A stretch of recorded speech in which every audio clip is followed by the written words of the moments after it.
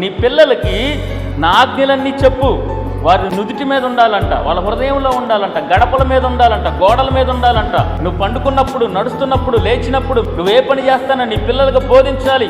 దేవుడు చేసిన బలమైన కార్యములు, దేవుడు చేసిన అద్భుతాలు, దేవుడు చేసిన సూచక్రియలు, దేవుడిచ్చిన ఆజ్ఞలు, దేవుడు చేసిన మేలులు ప్రతి ఒక్కడు కూడా మరవకుండా నీ పిల్లలకు చెప్పాలి. ఏంటి అనంటే, బాలుడు నడవలసిన త్రోవన వారికి చిన్నప్పటి నుంచే దేవుడు చేసిన అద్భుతాలని చెప్పుకుంటారా అని చెప్పి మోషే ద్వారా ఇశ్రాయేలుకి ఆజ్ఞ ఇవ్వబడింది. స్తోత్రం కలుగునుగాక.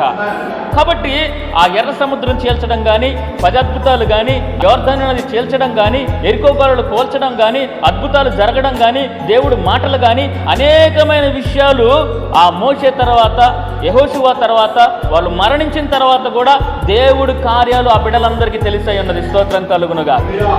గిద్యోను వింటా ఉన్నాడు, మన దేవుడు ఇలాంటి దేవుడు, మన దేవుడు ఇంత శూర కార్యాలు చేశాడు, ఇన్ని అద్భుతాలు చేశాడని చెప్పి వినుకుంటూ వచ్చి వాళ్ళ స్థితి ఏమైపోయిందంటే చివరికి పాలు తేనెలు ప్రవహించే దేశంలో పంటలు పండిస్తూ ఉన్నారు. ఆ మిద్యానీయులు వస్తున్నారు, దోచుకొని వెళ్ళిపోతున్నారు. స్తోత్రం కలుగునుగా. అప్పుడు గిద్యోను ఆ గానుగుని చాట్లు కూర్చొని అనుకుంటా ఉన్నాడు, మా అమ్మ చెప్పేది కదా మన దేవుడు గొప్పోడని, మరి నా బ్రతికేం తిట్టుంది. మా నాన్న చెప్పేవాడు మన దేవుడు ఇంత గొప్పోడని. అప్పుడప్పుడు సేవకులు కూడా చెప్తారు, అయ్యా మీరు నమ్ముకున్న దేవుడు మామూలుడు కాదు, మీరు విశ్వసించే దేవుడు మామూలు దేవుడు కాదు, ఒక్క రోజులో నీ జీవితాన్ని మార్చగలడు. స్తోత్రం కలుగునుగాక.